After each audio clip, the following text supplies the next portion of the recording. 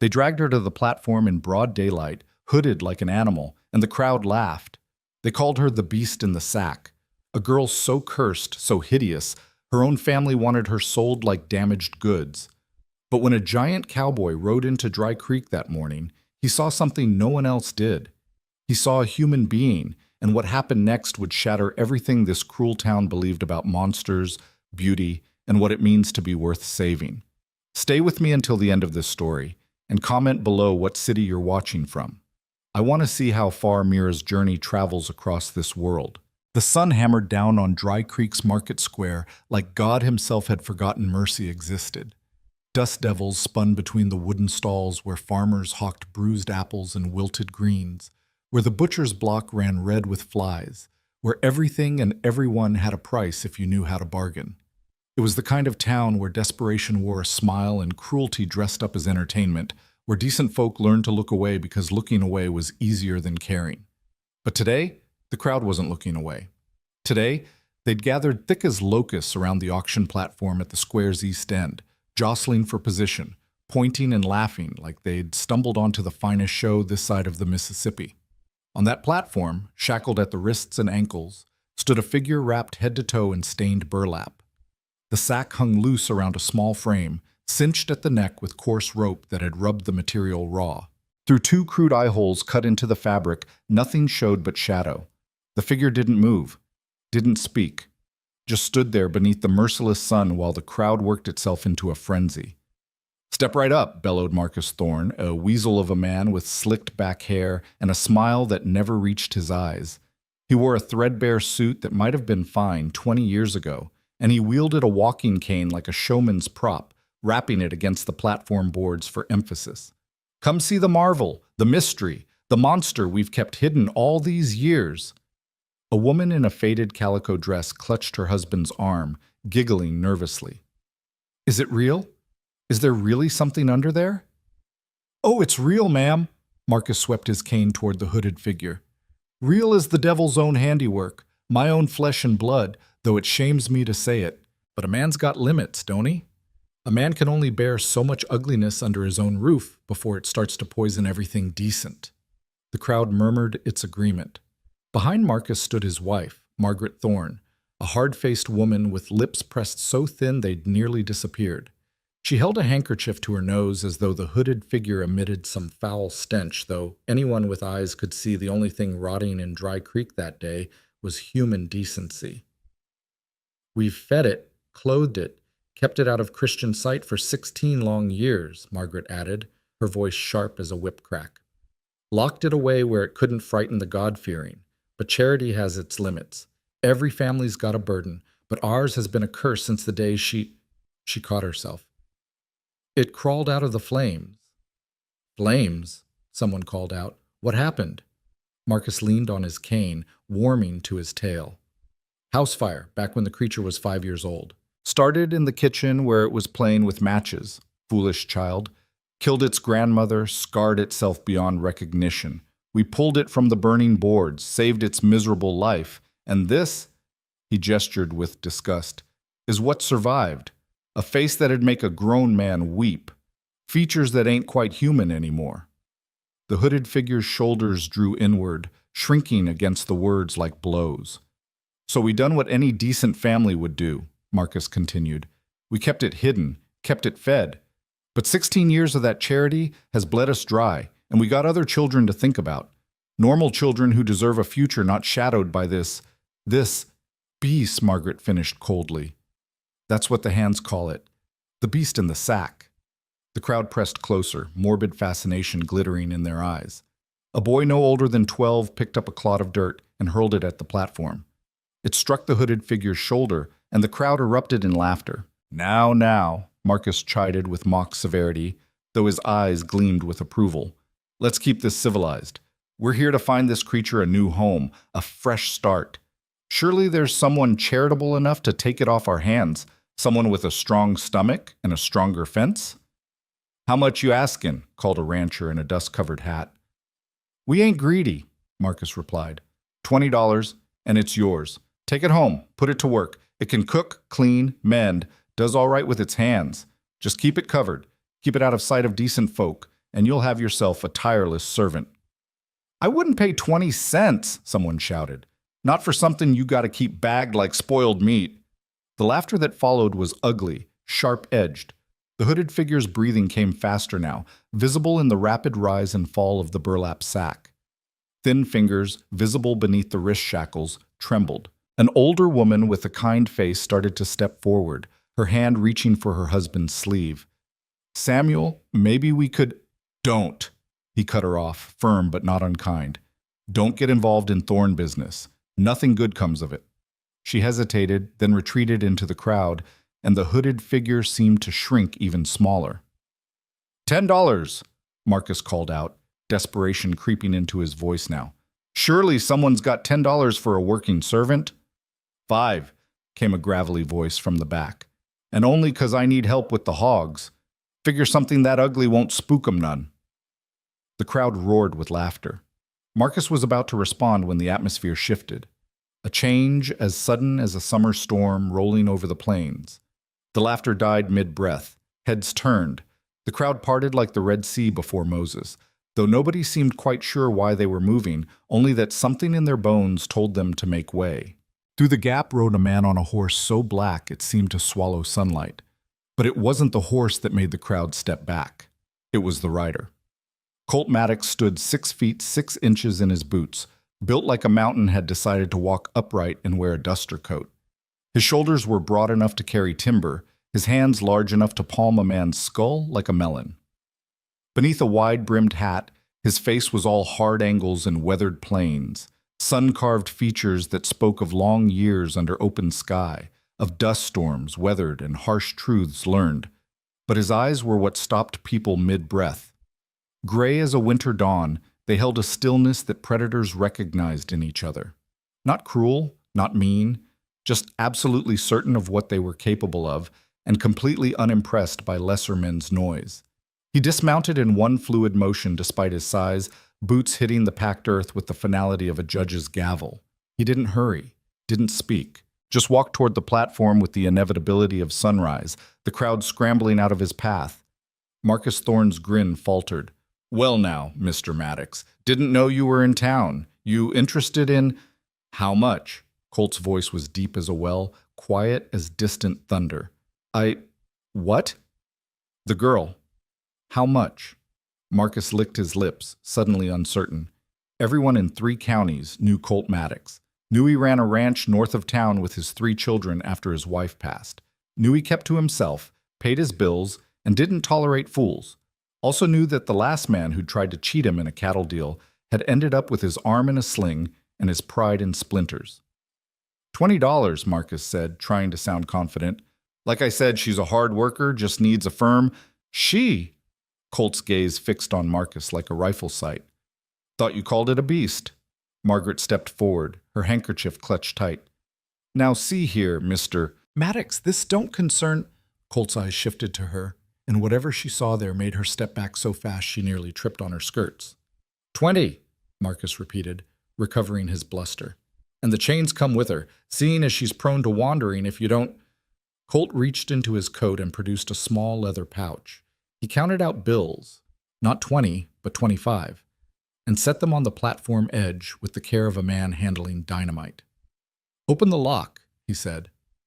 "Now hold on," Marcus began. "There's paperwork to—" Colt reached out, almost casually, and wrapped one massive hand around Marcus's walking cane. For a heartbeat, nothing happened. Then he twisted, just once, and the cane snapped like kindling. The crack echoed across the suddenly silent square. "Open." "The lock." Marcus scrambled for the key with shaking hands, nearly dropping it twice before he managed to fit it into the shackles. The chains fell away with a clatter that sounded too loud in the stillness.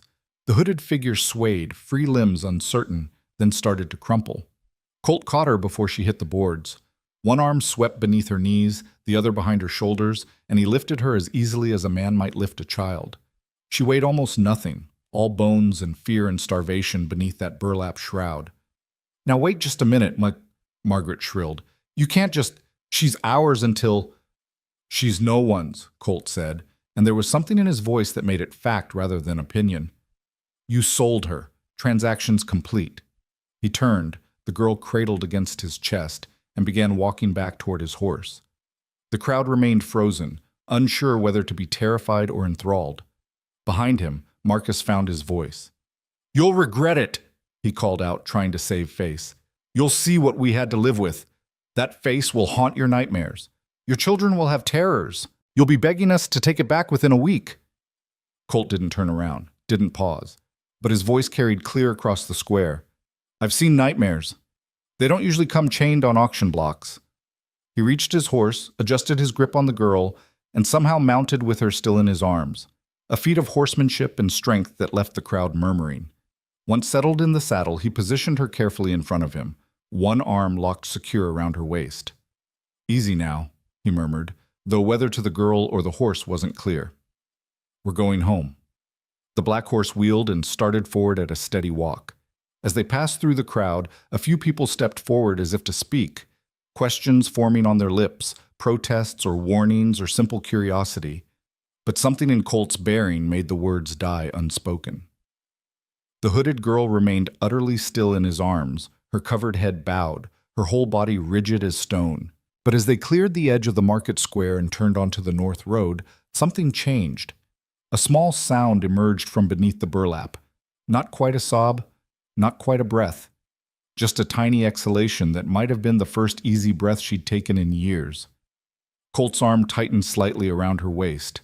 Not constraining, anchoring. "You're safe," he said, so quiet only she could hear. "I promise you that." The girl didn't respond. Couldn't respond, maybe. But her rigid posture eased by the smallest degree, her weight settling back against his chest as the town of Dry Creek disappeared behind them in a cloud of dust and broken expectations. The ride north took the better part of 2 hours. Colt kept the horse to a steady pace, fast enough to put distance between them and town, slow enough that the girl wouldn't be jostled. She remained silent the entire journey, occasionally shaking with what might have been sobs or shock, her fingers clutching the burlap around her throat like it was armor rather than prison. Colt didn't push, didn't speak beyond low murmurs to his horse.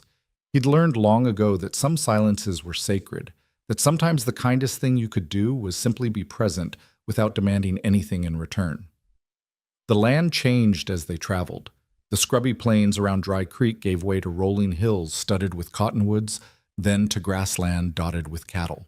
In the distance, the Bitterroot Mountains rose like sleeping giants, their peaks still crowned with last winter's snow despite the summer heat. Finally, they crested a hill and Colt's ranch spread out below, a sturdy 2-story house built from dark timber, a barn that could shelter 50 head, corrals, and outbuildings arranged with the precision of a man who valued order. Smoke curled from the chimney, and 3 small figures burst from the front door at the sound of approaching hoofbeats. "Pa!" The oldest, a girl of 12 with her father's gray eyes and her late mother's dark hair in braids, stopped short at the sight of the hooded figure. Behind her, twin boys of 9 skidded to a halt, nearly colliding with their sister. "Emma," Colt said as he dismounted, carefully keeping the girl steady. "Sam, Ben, I need you to go inside and set an extra place at the table." Emma's eyes widened. "Pa, who's—" "Do what I ask, sweetheart. We'll talk inside." The children hesitated only a moment before obeying, their curious glances backward as they hurried toward the house.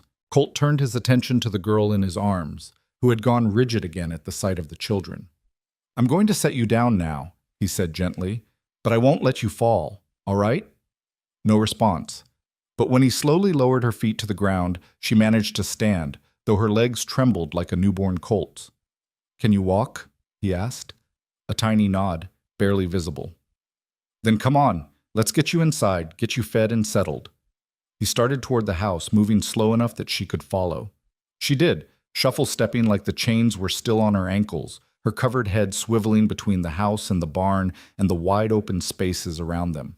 Looking for the cage, probably. Looking for the locked room she'd been promised. The front door stood open. Inside, the house smelled of wood smoke and fresh bread and something savory bubbling on the stove. It was a working home, lived in but clean, boots lined up by the door, coats on hooks, a rag rug worn soft in front of the fireplace. Emma stood by the kitchen table, which she'd hastily set with a 4th plate. while the twins hovered near the stairs, eyes huge with curiosity. Colt removed his hat and hung it by the door. The girl remained frozen just inside the threshold, as if crossing further into the house required permission she was certain would be denied. "Emma," Colt said, "this is our guest. She'll be staying with us." "What's her name?" Emma asked, trying to peer under the hood. "I don't know yet," Colt admitted. He crouched down slightly, bringing himself closer to the hooded girl's level. "Would you like to tell us your name?" Silence. Then, so faint it was barely audible, a whisper emerged from beneath the burlap. "Mira." "Mira," Colt repeated, as if the name were something precious to be handled carefully. "That's a good name. I'm Colt. This is Emma, and the two troublemakers by the stairs are Sam and Ben." "I ain't a troublemaker," Ben protested. "Sam's the troublemaker." "Am not." "Both of you hush," Emma said with the authority of an eldest sibling. She stepped closer to Mira, her expression softening. "Are you hungry? Pa made stew this morning, and I baked bread yesterday. It's only a little burned on the bottom." Mira's head moved, not quite a nod, but something like it. "Then sit," Colt said, gesturing to the chair they'd prepared. "Emma, dish up 4 bowls. Boys, wash your hands and come eat." They moved around Mira like she was a wild animal that might bolt, gentle, careful, giving her space. She remained standing until Colt pulled out the chair himself and waited, patient as stone, until she finally shuffled forward and lowered herself onto it. Even sitting, she kept the burlap clutched tight around her throat. Her hands, emerging from the sack's rough sleeves, were thin as bird bones, the nails broken and dirty. When Emma set a bowl of stew in front of her, she stared at it like she didn't understand what it was for. "Go on," Colt encouraged, taking his own seat. "Eat." Slowly, so slowly, one hand crept toward the spoon. She lifted it with the trembling care of someone defusing a bomb, brought it to the edge of the burlap where her mouth must be, and somehow maneuvered a bite beneath the hood. The family ate in near silence. The only sounds the clink of spoons on tin bowls and the crackle of the fire. But it wasn't an uncomfortable silence. The children had been raised better than to stare, though their curiosity was palpable. Colt kept his attention on his own meal, but his awareness never left Mira, noting how she flinched at sudden movements, how her breathing hitched when Sam dropped his spoon, how she ate like someone who expected the food to be snatched away any moment. When the bowls were empty, Emma cleared the table without being asked. The twins fidgeted in their chairs, clearly bursting with questions they'd been taught were impolite to ask. "Boys," Colt said, "go do your evening chores. Emma, help them with the chickens, please." "But Pa," Sam began. "Now, please." They went, reluctance in every step, and suddenly the kitchen was quiet again. Just Colt and Mira, the firelight casting long shadows across the worn floorboards. Colt pulled his chair around the table corner, closer to Mira, but still not crowding. When he spoke, his voice was gentle as a man trying not to spook a wounded creature. "Mira, I'm going to be straight with you. You're safe here. No one's going to hurt you, lock you away, or sell you again. But I need to know. Are you injured? Are you sick? Do you need a doctor?" The hooded head shook violently. "No doctor, please." "All right. No doctor if you don't want one." He paused, choosing his words carefully. "Are you going to keep that sack on?" Her hands clutched tighter at the fabric. "Yes." "Even to sleep? Even when you wash?" "Yes." He nodded slowly. "That's your choice. I won't force you to do anything you're not ready for. But I will say this. There's nobody here who's going to judge you, whatever's under that hood. Nobody here cares what you look like. We care that you're fed, safe, and treated decent. Understand?" A long pause. Then, barely audible. "Why? Why what? Why did you—" Her voice broke, and she had to start again. "Why did you buy me?" Colt leaned back in his chair, considering the question with the seriousness it deserved. "I lost my wife 3 years ago," he said finally. Fever took her in the space of a week. One day she was laughing at Sam's jokes, the next she was too weak to stand, and then she was gone. He looked toward the fire, his expression distant. "After she passed, I thought I'd lost more than just her. Thought I'd lost the part of me that could see people as people instead of just shapes that took up space. Thought I'd gone cold all the way through. He turned back to Mira. Then today I rode into town and saw you on that platform. Saw how they looked at you, talked about you, like you were less than human. And something in me just broke. Or maybe woke up. I don't know which. He shook his head. But I knew I couldn't ride away. Knew I couldn't leave you there. So I didn't. Mira sat perfectly still, and Colt wondered if she was crying under that hood, if tears were soaking into the burlap where no one could see them. You don't owe me anything for it, he continued. You don't have to work yourself to death or be grateful every minute. You're a guest here, not a servant. When you're ready, if you're ever ready, you can leave. I'll give you money, a horse, whatever you need. But until then, you've got a roof over your head and a place at this table. That's the deal. For a long moment, Mira didn't respond. Then, in a voice so small it was almost lost beneath the crackle of the fire, she whispered, "No one's ever called me a guest before." Then, it's about time someone did. Outside, the sun was setting, painting the sky in shades of copper and gold.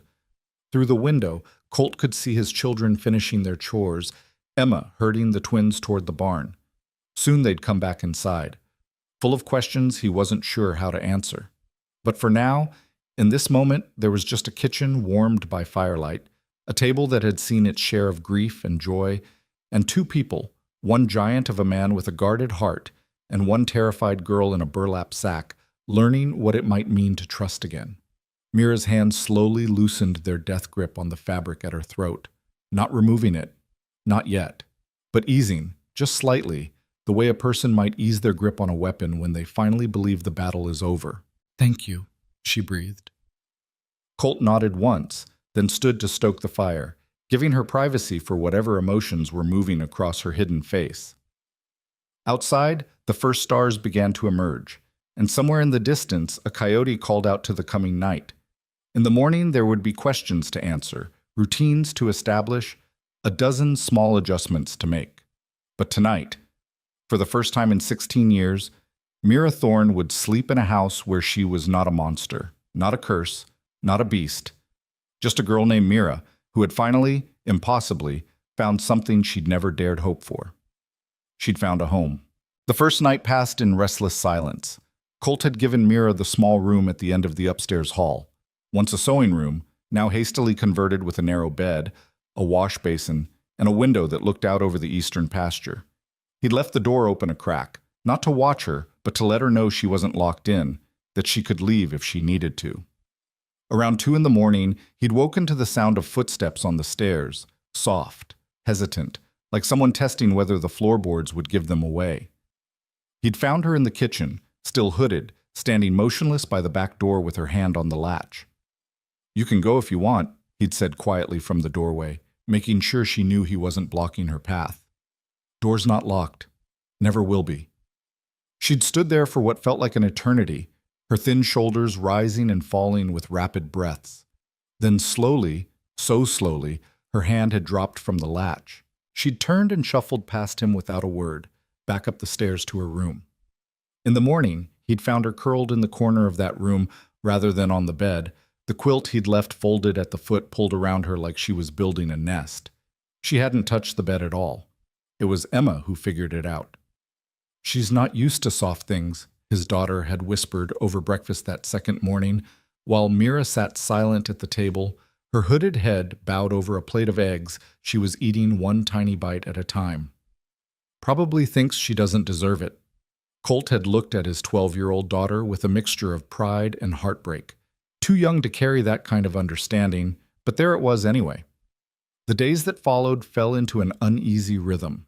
Mira remained in her hood and sack, never removing them even for a moment.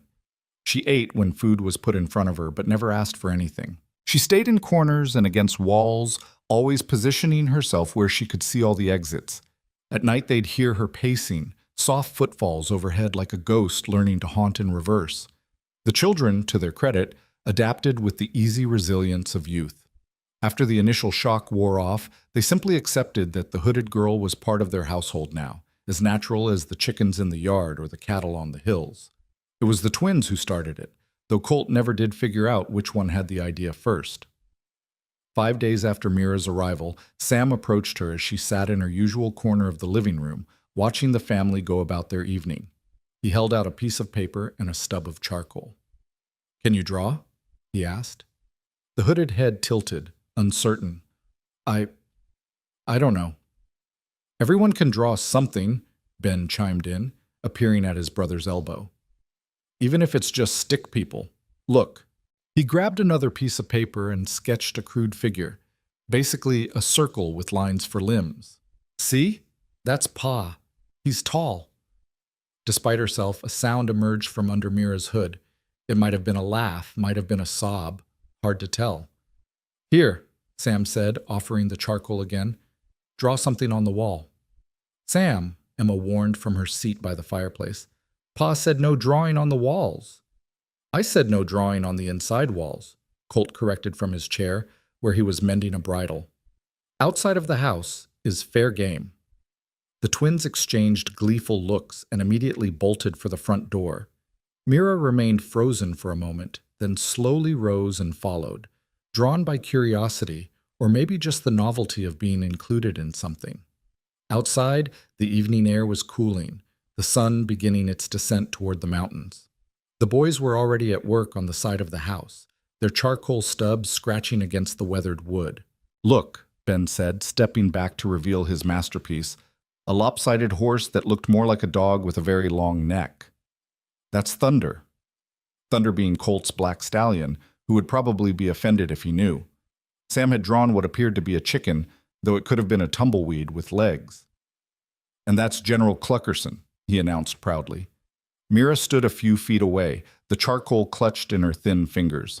She stared at the blank expanse of wood like it was a test she was destined to fail. "You don't have to draw good," Sam said, noticing her hesitation. "Just draw something you like."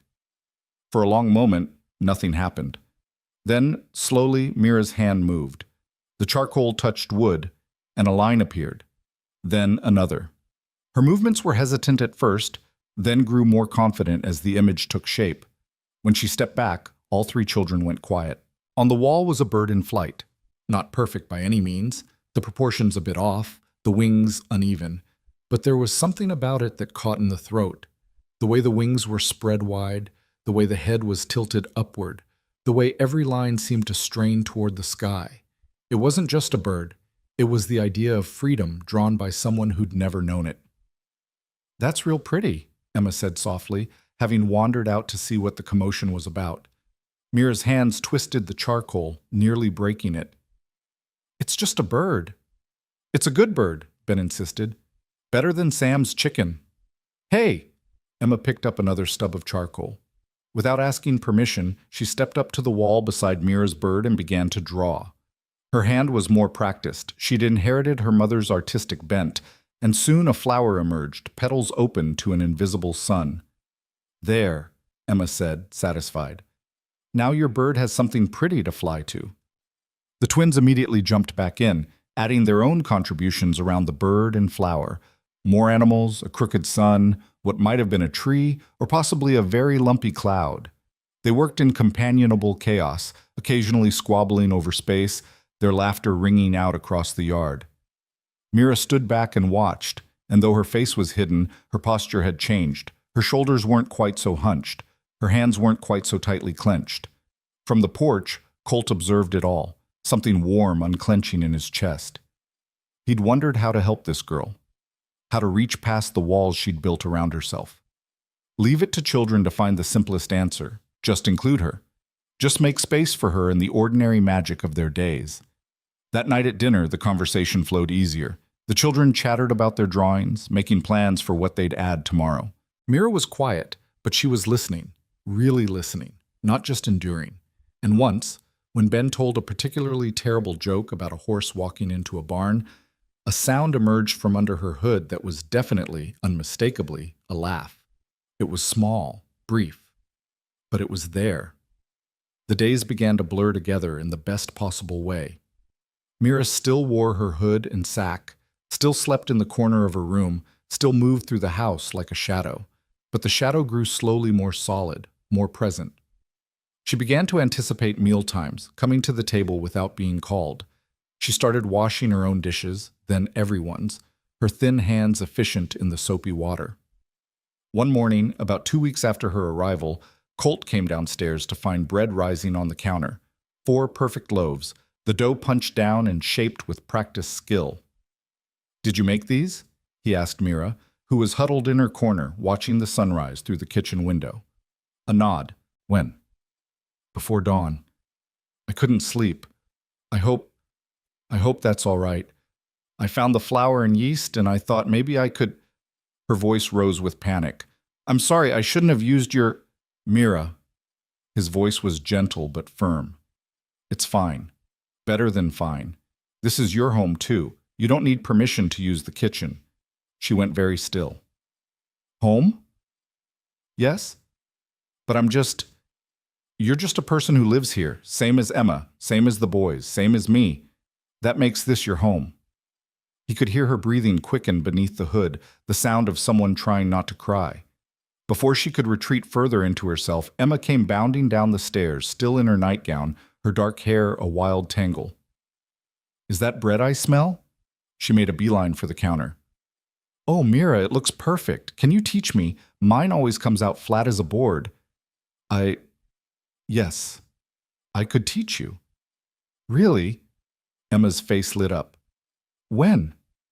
"Whenever you like." And just like that, Mira had a purpose. Something to offer that wasn't born of obligation or fear, but simple sharing of knowledge. Emma pulled up a chair, and soon they were bent over the rising loaves together, Mira's voice soft but steady as she explained the feel of properly kneaded dough, the way yeast needed warmth but not too much heat, the patience required to let things rise in their own time.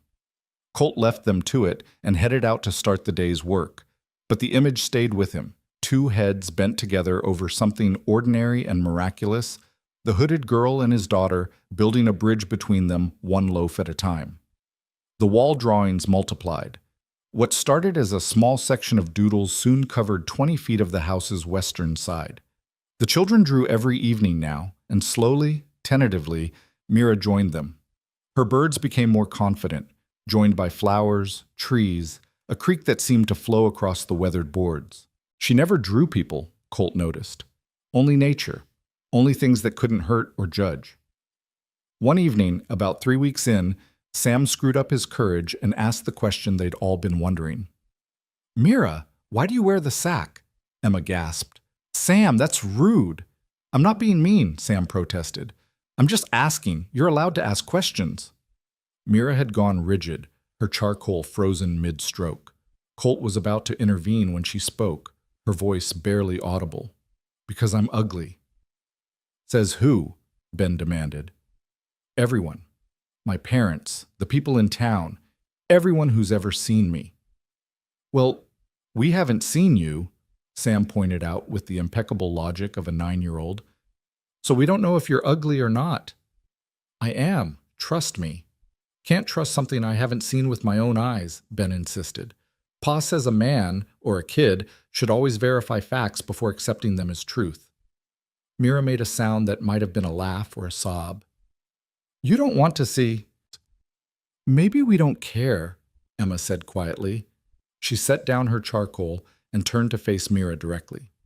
"Maybe what you look like doesn't matter to us. Did you think of that? It always matters. It doesn't to us." Mira shook her head, a violent, jerky motion. "You say that now, but if you saw—" Her voice cracked. "You'd look at me different. Everyone does. They see this—" She touched the burlap covering her face.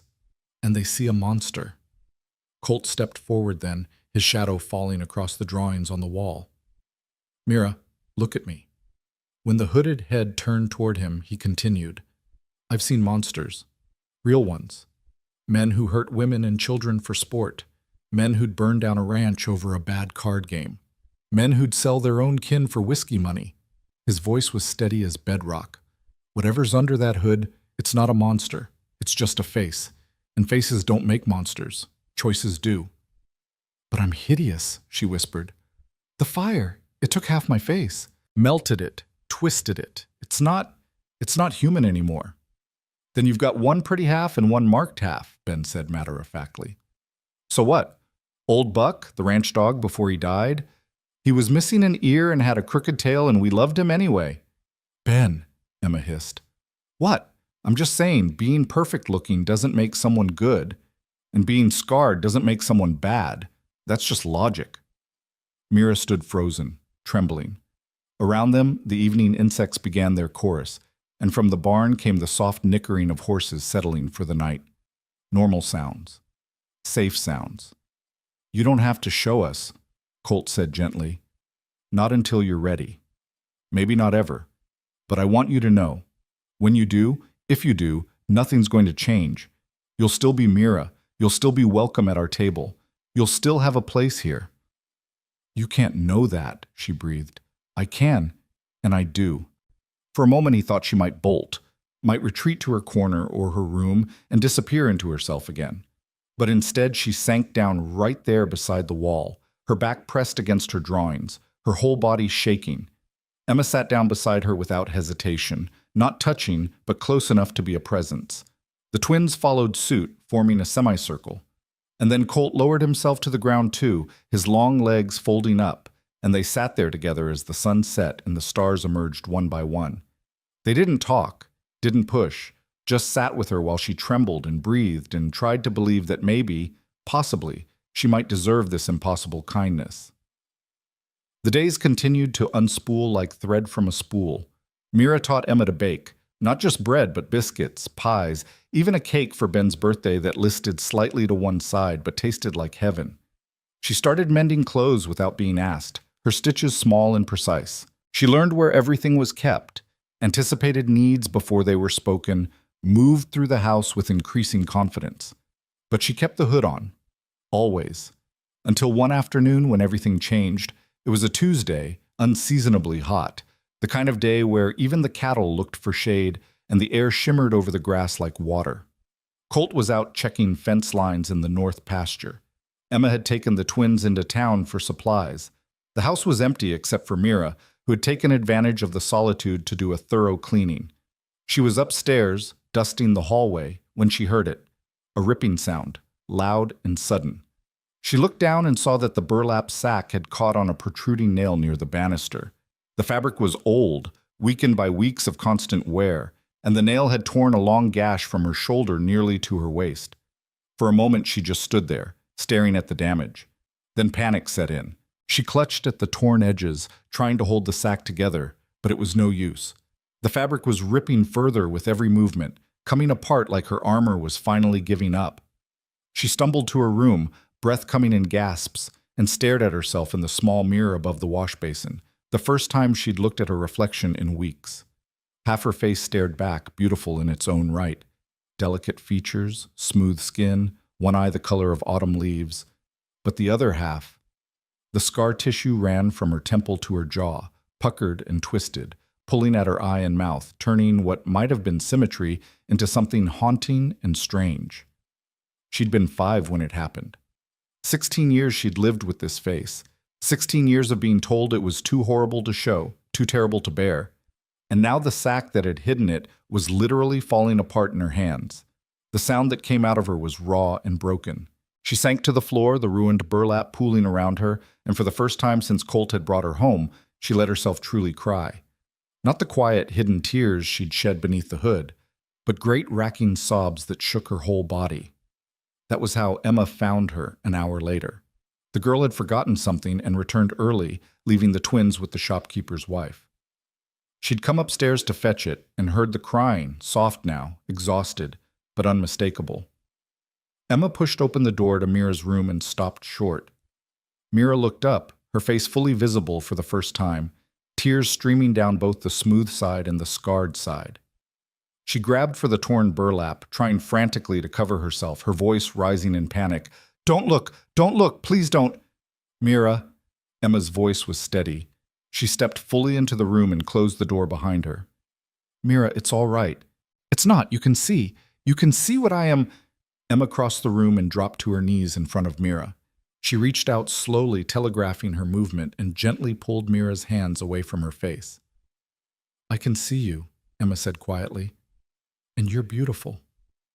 I'm not. I'm hideous. Everyone says. Everyone's a liar. Emma's voice was fierce now, her gray eyes, her father's eyes, blazing with conviction. You're beautiful, Mira. Different, yes. Marked, yes, but beautiful. And anyone who can't see that is blind and stupid and not worth your tears.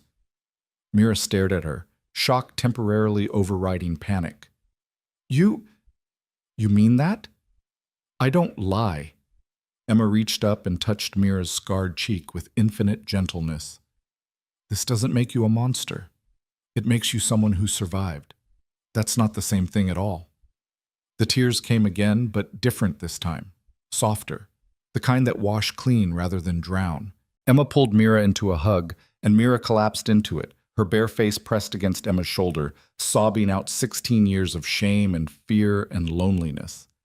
They stayed like that until the tears ran dry and Mira's breathing evened out. Finally, Emma pulled back and surveyed the ruined burlap. Well, she said practically, we can't put that back together, and it's too hot for another sack anyway. How about we find you a real dress? Mira's hand flew instinctively to her face. But people will see. People here already know you, and they don't care about your face, trust me. Emma stood and offered her hand. Come on, Ma had some dresses I've been saving. One of them should fit you. Slowly, trembling, Mira took her hand and let herself be pulled to her feet. In Emma's room, which had once been her parents' room, Emma pulled out a trunk from under the bed. Inside were dresses carefully folded and preserved, smelling faintly of lavender. She selected one in soft blue cotton, simple but well made, with long sleeves and a high collar. Here, try this. Mira took the dress like it was made of spun glass. I can't. This was your mother's. And she'd want it worn by someone who needs it. She always said clothes were meant for living, not for storing away like museum pieces. Emma smiled. Besides, it'll fit you better than it fits me. Ma was slim like you. I take after Pa, built sturdy. Mira clutched the dress to her chest, overwhelmed. Emma tactfully turned her back, giving her privacy to change. When she turned around again, Mira stood in the blue dress, and Emma's breath caught. Oh, Mira, you look lovely. Mira's hand started to rise to cover her face, then stopped halfway. Even with, especially with. Emma caught her hand and lowered it gently. No more hiding. Promise me? I don't know if I can. Then start with us, just the family. When you're ready for more, we'll be right there with you. Before Mira could respond, they heard voices downstairs, Colt and the twins returning, boots stomping, the familiar chaos of homecoming. Mira's eyes went wide with panic. They're going to see you, Emma corrected firmly. The real you. And they're going to be happy about it. Come on. She took Mira's hand and, before Mira could protest, led her out of the room and to the top of the stairs. Below, Colt was hanging up his hat while the twins argued about whose turn it was to feed the chickens. Then Ben glanced up and stopped mid-sentence. Pa, he said quietly. Pa, look. Colt turned and his gaze traveled up the stairs. Mira stood frozen on the landing, Emma's hand gripping hers tight, her face fully visible in the afternoon light streaming through the window. One side smooth and lovely, the other marked by fire and time and pain. Both sides equally hers. Both sides exposed for the first time. For one terrible moment, she waited for the screams, the revulsion, the confirmation of everything her parents had taught her to believe about herself. Instead, Colt's face softened. He smiled. A real smile. Warm and genuine, and said simply, Welcome home, Mira. Sam rushed up the stairs without hesitation. You've been hiding such pretty eyes. I mean, both of them. Even the squinty one is nice. Sam, Emma groaned. What? It is. Ben followed his brother. He tilted his head, studying Mira's face with the frank curiosity of childhood. Does it hurt? Not anymore, Mira whispered. Good, because it looks like it used to hurt a lot. He reached out and touched her hand. I'm glad you don't have to wear that scratchy sack anymore. It looked uncomfortable. And just like that, the terror drained out of her. These children, these beautiful, impossible children, were looking at her face and seeing only her. Not a monster, not a curse, just Mira. Colt climbed the stairs slowly, giving her time to bolt if she needed to. When he reached the landing, he met her eyes, both the clear one and the one framed by scarring, and spoke with quiet intensity. I meant what I said before. Nothing's changed. You're still you, still welcome, still home. Mira's throat worked, but no sound came out. Instead, she did something she hadn't done since she was 5 years old. She smiled. It was lopsided, the scarred side of her face not moving quite the same as the smooth side, but it was genuine and bright and achingly hopeful. Emma squeezed her hand. See? I told you. That evening they sat down to dinner as they always did, but everything felt different. Mira sat without her hood, her face bare, her hair, which she'd washed and braided with Emma's help, hanging in a damp rope over one shoulder. She ate without having to maneuver food under burlap. She smiled when Sam told his terrible jokes. She looked people in the eye when they spoke to her. She was, for the first time in 16 years, simply present in her own life. After the meal, as the children cleared dishes, Colt found Mira standing at the kitchen window, staring out at the darkening hills. "You all right?" he asked quietly. She nodded, not trusting her voice. "It's a big step, showing your face." "I didn't mean to," she admitted. "The sack tore, and I panicked, and then Emma—" She trailed off, shaking her head. "I thought it would be terrible. I thought people would scream or run or look at me with disgust, but they just saw me. Because that's all there is to see. Just you." She turned to face him, and in the lamplight, her mismatched features held a kind of fierce beauty. "Why are you so kind to me? I told you before, no, really, why? You don't know me. You didn't owe me anything. You could have left me on that platform or bought me and put me to work like a servant. But instead you brought me into your home, let your children care about me, treated me like—" She struggled for the word. "Like I matter." Colt was quiet for a long moment, choosing his words with care. "My wife, Sarah, she used to say that kindness isn't something you ration out to people who deserve it. It's something you give because without it, we're all just animals.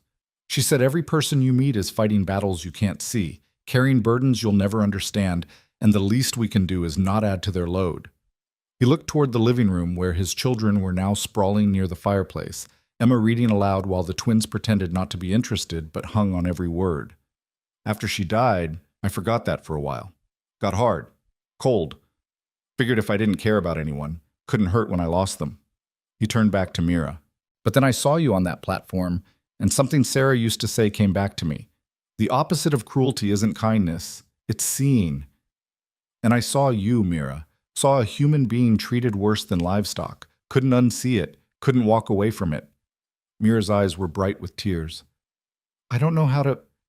I've never had anyone." "You don't have to say anything. Just be here. Be part of this family. That's enough." From the living room, Sam called out, "Mira, come listen. Emma's reading the good part with the dragon." Mira looked toward the children, then back at Colt. He nodded toward the living room, a smile tugging at his mouth. "Go on. They'll just get louder if you ignore them." She went, and Colt watched as she settled onto the floor near the fireplace, the children unconsciously shifting to include her in their circle. Emma continued reading, her voice rising and falling with the drama of the tale, and Mira listened with her whole body, leaning in, her scarred face open and unguarded in the firelight. Later, after the children had been shooed to bed and the house had settled into nighttime quiet, Colt found the torn burlap sack discarded on the floor of Mira's room. He picked it up, intending to throw it away, but something stopped him. This sack had been her prison and her protection both. She'd hidden behind it and been defined by it, but it had also brought her here, to this house, to this chance at a different life. He carried it downstairs and washed it clean in the kitchen basin, then hung it on the line out back to dry in the night air. Not to make her wear it again, but to honor what she'd survived, to acknowledge the weight she'd carried and finally set down. Above him, the stars wheeled in their ancient dance, indifferent and eternal. But in the house behind him, a light burned in an upstairs window, Mira's window. And when he looked up, he could see her silhouette against the curtain, not huddled in a corner tonight, standing tall, looking out at the world she'd finally, impossibly, been allowed to join. Tomorrow there would be more healing to do, more fears to face, more steps to take toward whatever future she could build from the ashes of her past. But tonight, in this moment, it was enough that she stood in that window with her face bare and her heart slowly, carefully beginning to hope. The beast in the sack was gone. Only Mira remained. The weeks that followed her unveiling passed like a dream Mira kept expecting to wake from. She moved through the house in her borrowed dresses. Emma had given her 3 of her mother's, all altered to fit, with her face bare and her heart cautiously opening. The children had accepted her transformation so completely that within days it felt like she'd always been this way, always been visible, always been part of their daily rhythm. But the world beyond the ranch was a different matter entirely. It was Colt who first suggested she might want to come to town with them for the monthly supply run. They were sitting on the porch one evening, watching the sunset paint the mountains purple and gold, when he'd brought it up in his careful, unhurried way. "We're heading into Dry Creek on Saturday," he'd said, not looking at her directly, giving her space to react. "Could use an extra pair of hands. Emma's list is longer than my arm this month." Mira's fingers had gone still on the shirt she was mending. "Dry Creek." "Yes." Where we met," Colt finished gently. "But you're not that girl anymore. You're not chained on a platform. You're a free woman, part of my family, and you've got every right to walk those streets with your head high." "They'll stare." "Probably." "They'll say things." "Likely." She'd set down her mending and wrapped her arms around herself, the old protective gesture returning. "I don't know if I can." "Then don't. No one's forcing you, but I will say this, you can't hide here forever. Eventually you'll need to face the world again, and the longer you wait, the harder it gets." He'd paused, then added, "Besides, Emma wants to show you off.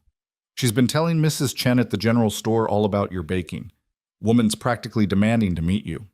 Mira had tried to smile at that, but fear still coiled tight in her chest. Still, something in her had shifted since shedding the burlap. Something that whispered maybe, possibly, she could be brave enough to try. So on Saturday morning, she'd found herself in the wagon beside Emma, wearing a green calico dress and a bonnet that shaded most of her scarred side, her hands clenched white-knuckled in her lap. Colt drove with the twins bouncing in the back, seemingly oblivious to the tension radiating from Mira in waves. The closer they got to town, the harder her heart hammered. She recognized landmarks, the crooked oak, the creek crossing, the hill that marked the final approach. And then Dry Creek spread before them, its single main street lined with false-fronted buildings, its market square still bustling with Saturday commerce. "You all right?" Emma whispered. Mira shook her head. I can't do this. Please let me wait in the wagon."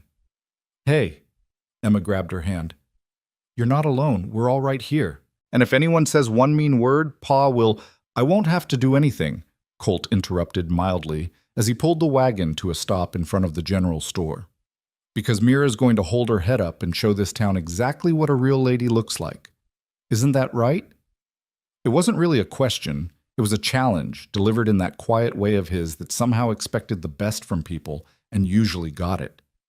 Mira found herself nodding before she'd consciously decided to, found herself letting Emma help her down from the wagon while her knees threatened to give out. The street was crowded, families doing their shopping, ranchers haggling over equipment, children darting between adults like minnows in a stream. And then someone noticed her. The recognition rippled outward like a stone dropped in still water. Conversation stuttered, heads turned. A woman gasped and clutched her husband's arm. Within seconds, it felt like every eye in Dry Creek was fixed on Mira's face.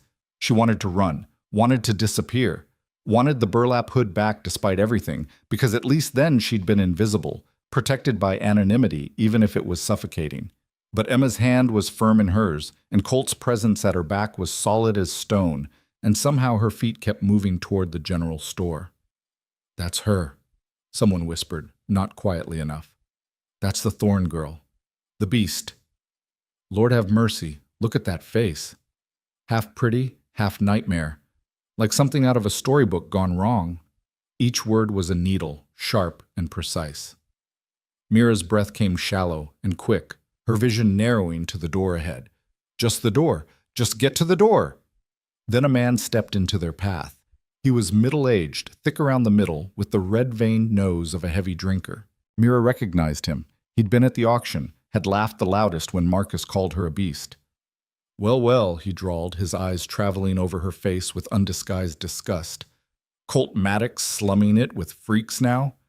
Thought you had more sense than to parade something like that around decent folk." Colt's hand landed on Mira's shoulder, steadying. When he spoke, his voice was conversational, almost pleasant. "Frank, I'm going to give you one chance to step aside and apologize to the lady." Frank sneered. "Lady? That thing ain't no lady. It's barely human. Should have left it on the auction block where it belonged. That's your opinion. Now move. Or what? You going to defend your monster's honor?" Frank laughed, looking around for support from the gathering crowd. "Everyone can see what she is. No amount of pretty dresses is going to change the fact that she's—" He didn't get to finish. Colt moved with startling speed for a man his size, his hand shooting out to grip Frank's collar and lift him nearly off his feet. The casual strength in the gesture was terrifying. "Her name," Colt said softly, "is Mira, and she's worth 10 of you on your best day. Now you're going to apologize, or you're going to find out exactly how little patience I have for men who insult women." Frank's face went purple, then pale. Around them the crowd had gone silent, watching with bated breath. Finally, Frank managed to choke out, "I apologize. To her, not to me." Frank's eyes slid to Mira, who stood frozen, trembling. "I apologize," he repeated, the words bitter as bile. Colt released him, and Frank stumbled back, nearly falling. He shot them all a venomous look before disappearing into the crowd, muttering under his breath. The onlookers began to disperse, the show over, but the stares remained. "Come on," Emma said gently, tugging Mira toward the store. Mrs. Chen's waiting. Inside the general store, the atmosphere was different. Mrs. Chen, a tiny woman with silver hair and sharp, kind eyes, came around the counter the moment they entered. "So this is her," she said, looking Mira up and down without flinching. "Emma's told me all about you. Says you make bread that could make angels weep."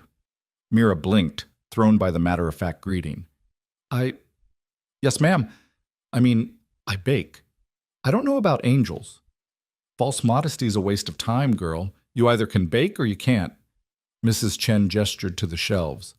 "I've been thinking about adding fresh bread to my stock. Store-bought's fine, but folks around here would pay premium for something homemade. You interested in supplying me?" What?" "Supplying me. Bread, biscuits, pies, maybe.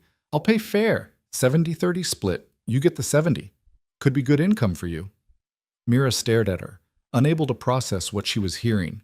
This woman was offering her work, real work, not charity, not pity, but actual business. "I don't have money for supplies," she managed finally. "I'll front the supplies, deduct from your first month's earnings. We'll call it an investment." Mrs. Chen's eyes were shrewd but not unkind. "That face of yours is unusual, I'll grant you, but unusual doesn't mean useless. Can you bake or not?" "Yes," Mira whispered. Then, stronger, "Yes, I can bake." "Then we've got a deal. Start next week. Emma can bring your first batch when they come for supplies." Mrs. Chen extended her hand, and after a moment's hesitation, Mira shook it. They completed their shopping in a daze. Emma chattered excitedly about the arrangement, already planning recipes and quantities. The twins ran wild through the aisles until Colt corralled them with a look. And Mira moved through it all like she was floating, unable to quite believe what had just happened. On the way out, they passed the auction platform. It sat empty in the market square, weathered boards baking in the sun, innocent of the cruelties it had witnessed. Mira stopped, staring at it, and the others stopped with her. "That's where I stood," she said quietly, "hooded, chained, less than human." "That's where you were," Colt corrected, "not where you are now." She looked at him, this giant of a man who'd shattered her chains and carried her away from that nightmare. "Why did you really save me?" He considered the question seriously. "I told you before. I saw you. Saw a person where everyone else saw a thing. But maybe there's more to it than that." He looked out toward the mountains in the distance. "Maybe I needed saving too, and didn't know it. Maybe we saved each other. Before Mira could respond, a commotion erupted from the far end of the street. Voices raised in anger, a woman's cry, and then Marcus Thorne emerged from the crowd, Margaret right behind him, their faces twisted with rage. "There she is!" Marcus bellowed, pointing at Mira like she was an escaped criminal. "There's the ungrateful wretch, stealing from good Christian folk, corrupting children with her hideous face." The crowd parted uncertainly. Colt stepped in front of Mira immediately, the twins scrambling behind him while Emma gripped Mira's hand tight. "That's close enough, Marcus," Colt said, his voice carrying that note of absolute finality that made smart men stop in their tracks. But Marcus wasn't smart, and he was flanked by a man wearing a tarnished badge, Deputy Silas, known locally as being more interested in bribes than justice. "You got no right to keep her from us," Marcus snarled. "She's our daughter, our property by blood. We want her back." "You sold her," Colt said flatly. "Transaction was complete, witnessed by half the town." "That was a mistake. We were hasty, didn't understand what we were doing, but she belongs with family." Margaret's voice was syrupy with false concern. "Poor dear probably doesn't even know what's best for her. Mr. Maddox, surely you can understand. A girl needs her mother." "Where was her mother for 16 years?" Emma burst out, unable to contain herself. "Where were you when she was locked away and treated like an animal?" "Mind your tongue, child," Margaret snapped. "You don't know what you're talking about." "I know Mira's told us everything, about the locks, about the darkness, about how you blamed her for the fire when she was just 5 years old." Marcus's face went red. "She started that fire, killed my mother with her carelessness. We had every right to—" "To what?" Mira's voice cut through the argument, surprising everyone, including herself. She stepped around Colt, shaking off Emma's restraining hand. "To lock me away? To tell me I was too hideous to be seen? To auction me off like livestock when I became inconvenient?" She walked forward, her legs trembling but her voice steady. Years of suppressed rage finally finding its outlet. The crowd pressed closer, sensing drama, but Mira only had eyes for her parents. "I was 5 years old," she said, each word deliberate as a hammer blow. 5. "I didn't start that fire. You did, Father, when you knocked over the lamp in one of your drunken rages. But it was easier to blame a child than face your own guilt. Easier to hide me away than see your shame reflected in my face every day." "You're lying," Margaret hissed. "You're delusional. The fire damaged your mind along with your face." "My mind is fine. It's my heart that was damaged by you. By 16 years of being told I was a monster, of being locked in that room with just enough food to survive and no kindness at all." Mira's voice rose, stronger now, fueled by righteous fury. "But I'm not yours anymore. I'm not your shame. I'm not your beast. I'm just Mira, and I'm done letting you define what that means." The silence that followed was absolute. Even the deputy looked uncomfortable, his hand falling away from his gun belt. Marcus recovered first, his face contorting with rage. "You can't talk to us like that. We're your parents." "You were never my parents. Parents protect. Parents love. You just kept me alive long enough to ease your conscience." Mira turned to Colt. "Can they make me go back?" "Not while I'm breathing," Colt said simply. "The law says," the deputy began. "The law says she's an adult who was legally sold and bought. Transactions complete, papers filed. Unless you want to arrest every rancher in 3 counties who's ever bought anything at auction, you've got no case." Colt's eyes were hard as flint. "Now I suggest you escort the Thorns out of here before this gets uglier than it needs to be." Marcus lunged forward, rage overriding sense. "You can't keep her. She's ours. We have rights." Colt caught him by the shirt, stopping him cold. "You have nothing. You gave up any rights when you chained your own child on a platform and sold her for $20. Now get off my sight before I forget I'm trying to be civilized." He released Marcus with enough force to send him stumbling back into his wife. They stood there, impotent fury radiating from them, while the crowd watched with varying degrees of sympathy and disgust. Finally, Margaret grabbed her husband's arm. "Come on, this isn't worth it. Let her rot with her freak lover and his brats. See if we care." They retreated, the deputy following with obvious relief. The crowd began to disperse, some shooting Mira looks of pity, others of curiosity, a few of grudging respect.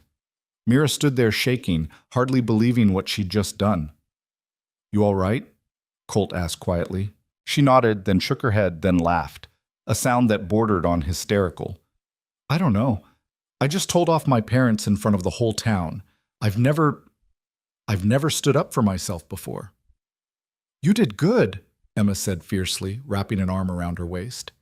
"You were amazing." "Can we go home now?" Sam asked, looking worried. "I don't like it here anymore." "Yeah," Colt agreed. "Let's go home." They loaded into the wagon and started back, but Mira couldn't stop shaking. The adrenaline that had carried her through the confrontation was draining away, leaving her hollow and terrified. She'd done it. She'd actually stood up to them. But at what cost? What if they came back? What if they brought more men, better lawyers? What if— "Stop," Colt said gently, and she realized he'd been watching her spiral. "You're safe. I meant what I said. They'll have to go through me to get to you." "But what if—" "No what ifs. We'll deal with problems as they come, not before. Right now, just breathe. You're safe. You're going home. That's all that matters." She tried to believe him, really tried. But the fear that had been her constant companion for 16 years wasn't so easily banished. It whispered to her all the way back to the ranch, painting scenarios of midnight raids and legal battles, and being dragged back to that locked room. By the time they reached home, she was nearly sick with anxiety. She helped unload the supplies with mechanical movements, her mind far away, trapped in dark possibilities. Dinner was a blur. The children's chatter barely registered, and when night fell and everyone went to bed, she found herself pacing her room, unable to settle. Around midnight, she gave up and went downstairs, intending to sit by the dying fire until exhaustion finally claimed her. But she found Colt already there, sitting in his chair with a book open, but clearly not reading it. "Can't sleep either?" he asked when she appeared in the doorway. She shook her head and moved to the hearth, staring into the embers. "They're going to come back." "Maybe. They'll bring more people. Find some way to force me back." "They can try." "You can't fight the whole town, Colt. You can't—" "Mira." He set down his book and leaned forward, elbows on his knees. "Listen to me. I've been on this earth 43 years. Fought in range wars, faced down rustlers and bandits and men who thought being tough made them right. And I've learned something important. Bullies back down when you refuse to. Your parents are bullies. They'll bluster and threaten, but when they realize they can't intimidate us, they'll move on to easier targets. You don't know that. I know people, and I know cowards when I see them." He stood and crossed to her, his presence solid and reassuring. "But let's say I'm wrong. Let's say they do come back with force. What then? Then you get hurt trying to protect me. The children get hurt. Everything you've built gets destroyed. Because of me. Or," he said quietly, "we stand together and show them that family isn't about blood. It's about choosing each other every single day. It's about protection and love and refusing to back down when someone threatens the people you care about." Mira looked up at him, tears streaming down her face, both the smooth side and the scarred side. "Why do you care so much? I'm nobody. I'm just a broken girl you saved on impulse." Colt reached out slowly and brushed a tear from her unmarked cheek, then, with equal gentleness, from her scarred one. "You're not broken. You're healing. There's a difference." He paused, and something shifted in his expression. "And you're not nobody. Not to us. Not to me." The way he said it made her breath catch. There was something in his eyes, a tenderness she'd glimpsed before but never let herself acknowledge, because acknowledging it meant hoping for something she'd never dared to hope for. "Colt," she whispered, "I know the timing's wrong. I know you've been through hell and you're still finding your feet. But I need you to know you matter here. You matter to Emma and the boys. And you matter to me in ways that scare me a little, if I'm being honest." "I matter," she repeated, testing the words like they were in a foreign language. "Yes. So stop thinking about running. Stop thinking about what you'll cost us. You're worth fighting for, Mira. You're worth protecting, and if it takes the rest of my life to make you believe that, then I've got time." She couldn't speak, could only stand there while something fundamental shifted inside her, while hope, real, terrifying hope, bloomed in places she'd thought were too damaged to grow anything. Then the moment shattered. Thunder cracked overhead, so loud and sudden it felt like the sky was splitting open. The windows rattled and rain began to hammer against the roof with a violence that spoke of storms born in hell. "Damn," Colt muttered, moving to the window. Outside, the world had disappeared behind sheets of rain. Lightning flashed, illuminating the yard in stark white snapshots. This is bad. This is really bad. Another crack of thunder, and then a scream from upstairs. The children. Colt was moving before Mira could react, taking the stairs 3 at a time. She followed, her heart pounding. In the twins' room, Sam and Ben were huddled together in one bed, eyes wide with terror as wind howled through a window that had blown open, rain soaking the floor. "I've got them," Colt said, scooping both boys into his arms. "Get Emma." Mira ran to Emma's room and found the girl already awake, clutching her pillow as another flash of lightning turned the world white. "Come on," Mira urged, reaching for her hand. "Downstairs, away from the windows."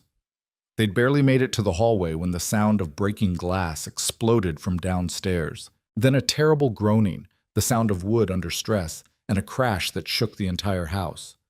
"The porch!" Colt yelled over the storm. "The porch is coming down! Everyone to the back hallway, now!" They scrambled through the dark house, lightning providing irregular bursts of illumination. The front windows were shattering one by one, wind screaming through the openings like a living thing. Furniture scraped across floors. Pictures fell from walls. The house itself seemed to be crying out in pain. In the narrow back hallway, the most sheltered part of the house, they huddled together. Colt set the twins down but kept his arms around them. Emma pressed against Mira, who wrapped the girl tight, her own fear forgotten in the need to protect these children who'd given her everything. "Is the house going to fall down?" Ben asked, his voice small. "No," Colt said firmly. "This house has weathered worse. We just need to wait it out." But the storm had other ideas. A sound like a freight train filled the air, and then the wall beside them bulged inward. Colt reacted instantly, shoving the twins and Emma toward the opposite corner. Mira moved with them, her body instinctively curving over the children, making herself a shield. The wall exploded inward in a shower of splinters and rain. Wind whipped through the gap, bringing with it debris and cold and chaos. Mira felt something slash across her back, but didn't let go of the children. Just held tighter, curled smaller, made herself armor between them and destruction. Then Colt was there, his huge body covering all of them, his arms creating a cage of safety in the midst of madness. Through the roar of wind and rain, Mira could hear his voice, steady and calm, talking them through it. "I've got you. You're all safe. I've got you. Just breathe. Just hold on. I've got you." Time became meaningless. Seconds stretched into hours, hours compressed into heartbeats. There was only the storm and the warmth of bodies pressed together, and Colt's voice anchoring them to safety. And then, slowly, the wind began to ease. The rain softened from a pounding assault to a steady drumming. The thunder rolled away toward the mountains, taking its fury with it. In the sudden quiet, they stayed huddled together, none of them quite ready to believe it was over. Finally, Colt stirred, checking each of them in turn. "Everyone all right? Anyone hurt?" "I'm okay," Emma whispered. "We're fine," Sam said, Ben nodding agreement. Then Colt's eyes found Mira, and his expression shifted. "You're bleeding." She touched her back and her hand came away red. "It's nothing, just a scratch." "Let me see." "The children first. Make sure they're really okay." But the children were already checking themselves over, finding only bruises and fear. Colt gently turned Mira around and swore softly. A long gash ran across her shoulder blade where flying wood had caught her. "This needs cleaning and bandaging. Come on." He led her to the kitchen, which had somehow survived mostly intact, and lit a lamp with shaking hands. In the flickering light, the damage to her back looked worse. But he worked with steady efficiency, cleaning and binding the wound while she gritted her teeth against the pain. "You shielded them," he said quietly as he worked. "When the wall came down, you put yourself between the debris and my children." "Of course I did." "Not of course. Not everyone would have. Not everyone would risk themselves for kids that aren't theirs." Mira turned to look at him over her shoulder. "They are mine. Maybe not by blood, but they're mine. You all are." Something passed between them in that moment, an understanding deeper than words. Colt's hand stilled on her shoulder, and when he spoke, his voice was rough with emotion. I thought I'd lost you. When that wall came down, I thought... He couldn't finish. But you didn't. We're all safe, because you protected us. We protected each other. He tied off the bandage and helped her back into her dress. That's what family does. They found the children in the living room, huddled together under blankets. The front of the house was a disaster. Windows shattered, furniture overturned, half the porch torn away and scattered across the yard. But the back rooms were largely intact, and that was enough.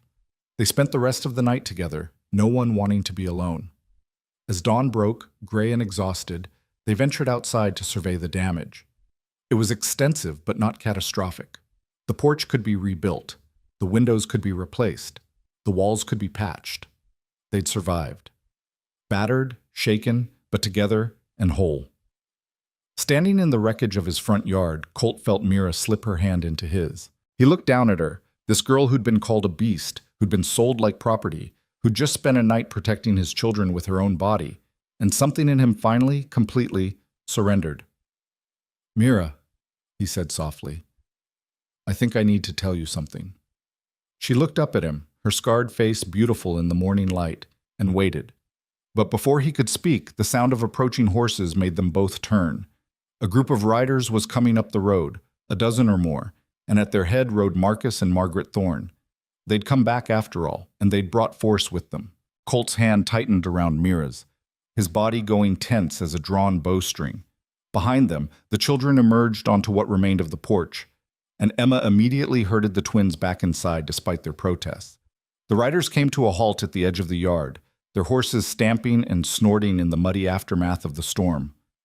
Marcus sat tall in his saddle, triumph written across his weasel features. Margaret beside him wore that same cold smile Mira remembered from childhood, the smile that preceded locked doors and missed meals. But it was the man in the center who made Mira's blood run cold. Judge Whitmore, fat and prosperous in his fine coat, his jowls quivering as he surveyed the storm damage with barely concealed satisfaction. Behind them, rough-looking men sat astride their horses, hired muscle, with dead eyes and loose morals. Mr. Maddock, Judge Whitmore called out in his pompous courtroom voice, I'm afraid we have legal business to conduct. The Thornes have filed a petition for the return of their daughter, citing coercion and mental incompetence at the time of sale. That's horseshit, and you know it, Colt said flatly. The sale was legal and public. Half the town witnessed it.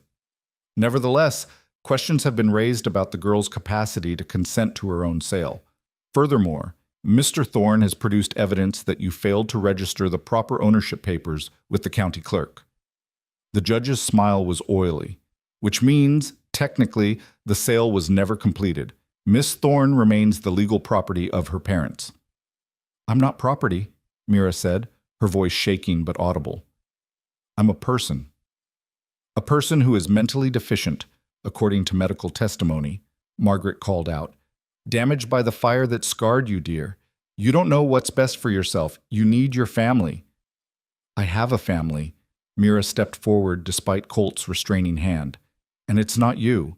Marcus's face darkened. You ungrateful little monster. After everything we did for you, fed you, housed you, kept you from frightening decent folk, and this is how you repay us? By spreading lies and living in sin with some rancher? Living in sin? Colt's voice dropped to a dangerous register. That's a serious accusation, Judge. I hope you've got proof before you let slander like that stand. The girl lives under your roof, unchaperoned, unmarried, Whitmore said with false regret. It raises questions about your intentions and her virtue. Of course, if you were to marry her, that would settle the matter of guardianship. But I suspect that's not in your plans, is it, Mr. Maddox? It was a trap, beautifully laid. Either admit he had no intention of marrying Mira, which would make her seem like a kept woman and strengthen the Thornes' case, or propose on the spot under duress, which no man of pride would do. Either way, they won. But Colt had never been good at playing by other people's rules. My intentions toward Mira are honorable and none of your damn business, he said. But since you're asking in front of witnesses, I'll make it plain. He turned to Mira, his gray eyes steady on hers. I was planning to wait. Do this proper, with flowers and a ring that didn't come from necessity. But I've never been good at waiting, and I'm too old to start now. He took both her hands in his, and the world seemed to shrink down to just the two of them despite the audience of hostile faces. Mira Thorne, you are the bravest, kindest, strongest person I've ever met. You've brought light back into this house, taught my children to see past surfaces to what matters underneath, and shown me that maybe I'm not as dead inside as I thought. His voice was rough with emotion. I don't have pretty words or promises I can't keep, but I can promise you safety. I can promise you family. And I can promise that if you'll have me, I'll spend every day for the rest of my life making sure you know you're valued. Mira stared at him, tears streaming down her face. Colt, you don't have to do this. Not like this. Not because they're forcing you. They're not forcing anything. I'm asking because I want to, because somewhere between that auction platform and last night when I thought I'd lost you, I fell in love with you, and I'm done pretending I haven't. The words hung in the storm-scrubbed air between them, impossible and perfect and terrifying. Mira's hands trembled in his, her scarred face vulnerable and open and so full of hope it hurt to look at. You love me? She whispered. I love you. Even though especially because you're you, every part of you, the scared parts and the brave parts, the scarred parts and the whole parts, all of it, all of you. Behind them, Emma had crept back onto the porch with the twins, drawn by the sound of their father's voice. She was crying openly, hands clasped under her chin like she was watching a miracle unfold. Mira looked at Colt, this giant of a man who'd saved her, protected her, given her a home and a family, and now was offering her his name, his life, his heart. And she thought about the girl she'd been on that platform, hooded and broken, convinced she was a monster, thought about the woman she was becoming, learning day by day that maybe she deserved softness after all. I love you too, she said, the words breaking free like birds from a cage. I think I have since the moment you lifted me off that platform. I just never believed I was allowed to. You're allowed. You're so damn allowed. He pulled her close, wrapping her in arms that felt like safety incarnate. So is that a yes? She laughed through her tears. Yes. Yes, it's a yes. He kissed her then, gentle and reverent, like she was something precious that might break. And around them, the world exploded into motion. Emma and the twins erupted in cheers, jumping and hollering with unrestrained joy. The hired men shifted uncomfortably in their saddles, looking like they'd rather be anywhere else. And Marcus Thorne's face went purple with rage. This doesn't change anything, he roared.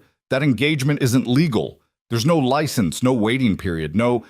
Actually, came a new voice from the road. I believe congratulations are in order. Everyone turned to see Mrs. Chen riding up on a small gray mare, and behind her a procession of townsfolk, shopkeepers and ranchers, families and widows, easily 30 people on horseback and in wagons. At their head rode Reverend Mills, the elderly minister who'd buried Colt's wife 3 years prior. Mrs. Chen, Judge Whitmore sputtered. What is the meaning of this? The meaning, Your Honor, is that some of us heard about your little visit to the Thorns last night, about how you were planning to come out here and intimidate Mr. Maddox into giving up a woman who clearly doesn't want to return to her abusers. Mrs. Chen's voice was crisp as winter air. And we decided that wasn't going to stand. This is legal business, Whitmore blustered. You have no right to interfere. We have every right.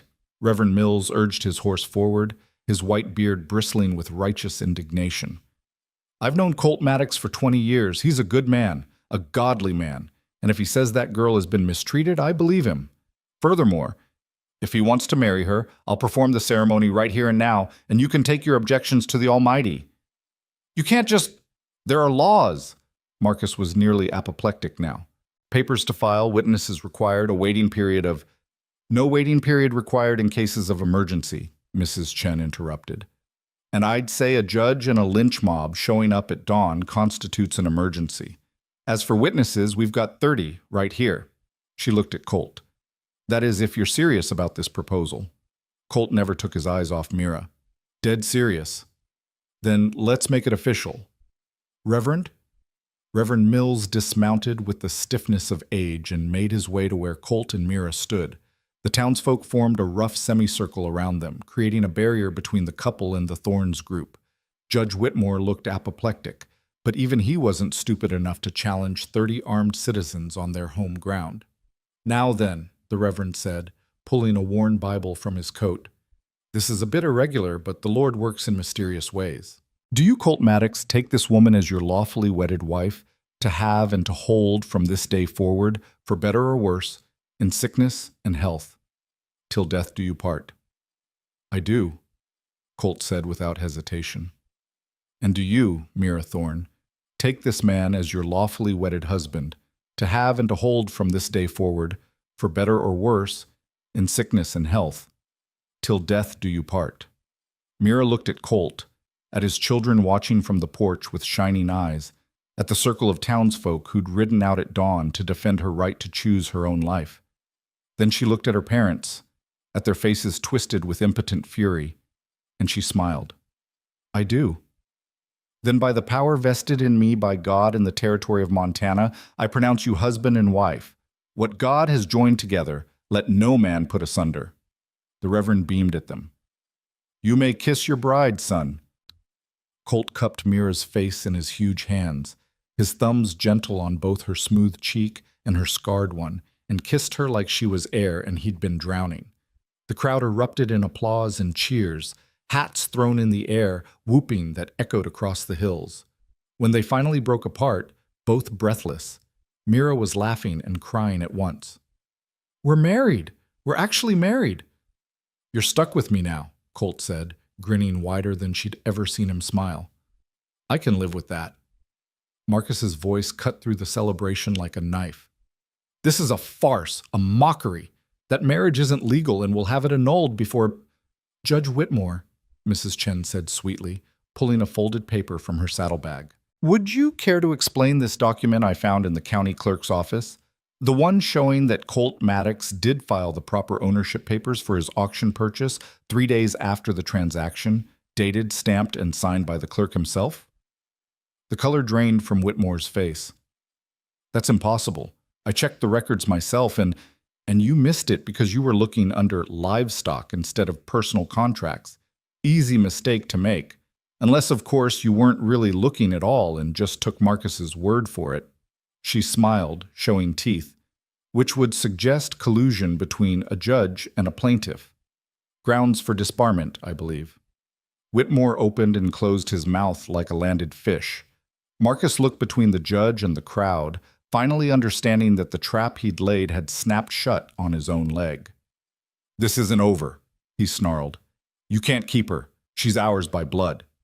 "She's mine by law," Colt said quietly, "and by choice. Her choice, which is the only one that matters. We could contest the marriage. Mental incompetence, coercion, fraud."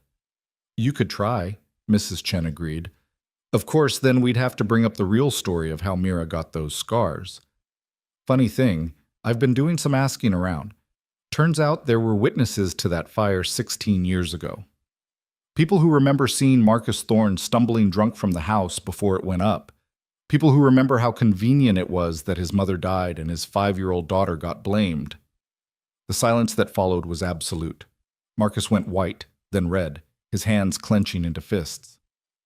"You can't prove anything." "Maybe not. But I can talk. And in a small town, talk is currency." Mrs. Chen's eyes were hard as agates. "You've got 2 choices, Marcus. You can ride away now, accept that your daughter is married and beyond your reach, and maybe people will forget about certain questions regarding that fire. Or you can push this, and I'll make it my personal mission to dig up every piece of dirt on you until the whole territory knows exactly what kind of man you are." Margaret grabbed her husband's arm, her face pinched with fear. "Marcus, let's go. It's not worth it." "But she's gone. She's gone. We lost." Margaret's voice was bitter as wormwood. "Let's go home before we lose more than just her." For a moment it looked like Marcus might charge forward anyway, pride and rage warring with self-preservation. But the circle of armed townsfolk, the storm-damaged ranch behind them, and the calm certainty in Colt's eyes finally broke through his fury. "Fine," he spat. Keep the freak. She was always more trouble than she was worth anyway. But don't come crying to us when you realize what a mistake you've made, Maddox. That face might be just skin, but the rot goes deeper. Get off my land, Colt said, his voice deadly quiet. And if you ever come back, if you ever so much as speak my wife's name, I'll make you regret the day you were born. That's not a threat. It's a promise. Marcus jerked his reins, wheeling his horse around. Margaret followed, and the judge and their hired men fell in behind them like a funeral procession. The entire group rode away in sullen silence, heading back toward Dry Creek and whatever remained of their reputation. The moment they were out of sight, the tension broke. Townsfolk surged forward with congratulations and backslapping, Mrs. Chen pressing a hastily wrapped package into Mira's hands. "Wedding present," she said with a wink. "Best linen in my shop. You're going to need it." Emma launched herself off the porch and into Mira's arms, sobbing happily. "You're really my mother now, really and truly." "If you'll have me," Mira said, holding the girl tight. "Of course I'll have you. I picked you first, remember?" The twins piled on, creating a knot of arms and tears and laughter. Colt stood back and watched his family, his complete family now, legal and whole, and felt something in his chest that had been locked tight since Sarah's death finally ease open. Reverend Mills clapped him on the shoulder. "You did good, son. Real good. Sarah would be proud." "You think so?" "I know so. She always said you needed someone to shake you out of your grief and remind you how to live. Looks like you found her." The celebration continued for hours. Someone produced a fiddle and someone else a jug, and soon there was music and dancing in the muddy yard. Neighbors pitched in to help clear the worst of the storm debris, and by midday the porch had been stabilized and the broken windows boarded up. Through it all, Mira moved in a daze, her hand never far from Colt's. She was married. Actually married. To this man who'd saved her, this man who loved her scars and all, this man whose children had become her children in the space of weeks. As the sun began its descent and the neighbors finally took their leave, the family gathered on what remained of the porch. Emma sat between Mira and Colt. The twins sprawled at their feet, and for a moment they just breathed, letting the magnitude of the day settle over them. "Pa?" Sam said finally. "Does this mean Mira's really staying forever?" "Forever and a day," Colt confirmed. "Good." Ben yawned enormously. "'Cause I like her biscuits better than yours." Despite the exhaustion, they all laughed. Emma leaned her head on Mira's shoulder, and Mira wrapped an arm around her, marveling at how natural it felt. This girl, this brave, fierce, beautiful girl, was her daughter now. These boys were her sons. This man was her husband. She had a family, a real family, not because of blood or obligation, but because of choice. "Thank you," she whispered to Colt as the children began to drift inside, worn out from the excitement. "For what?" "For seeing me. For saving me. For loving me." He pulled her close, tucking her under his arm where she fit like she'd been designed for that exact space. "Thank you for letting me. For trusting me. For giving me a reason to believe in second chances." They sat in comfortable silence as the stars emerged one by one, the same stars that had witnessed her auction, her rescue, her transformation from beast to woman to wife, the same stars that would witness whatever came next. "What do we do now?" Mira asked softly. "Now?" Colt considered. "Now we rebuild the porch, fix the windows, plant a garden come spring, raise these kids to be good people, grow old together." He looked down at her, his eyes soft in the starlight. "Now we live, Mira. We just live." She thought about the girl in the burlap sack, the beast on the platform, the monster locked away for 16 years. Thought about how that girl would never have believed this moment was possible, would never have dared to hope for love or family or simple, ordinary happiness.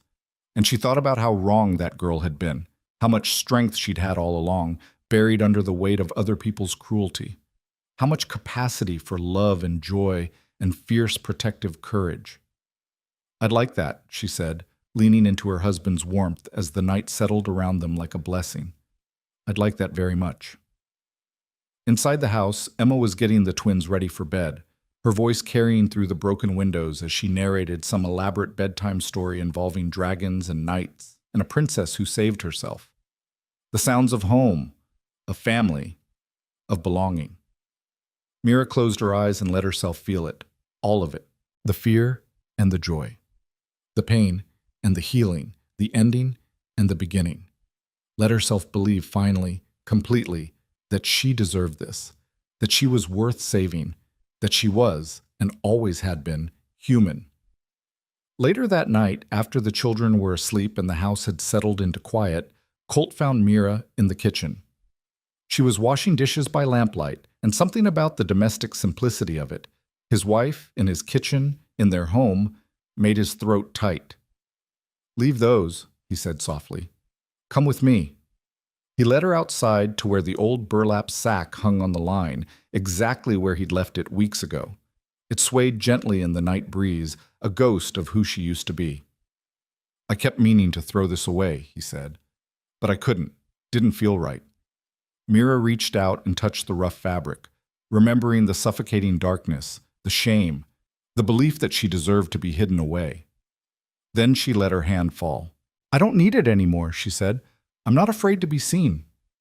"Then let's put it away properly, not destroyed. That'd be pretending it never happened, but folded up and stored, acknowledged but not defining." Together they took down the sack. Mira folded it carefully, her movements deliberate and calm, and when it was a small square of rough cloth, she held it for a moment against her chest.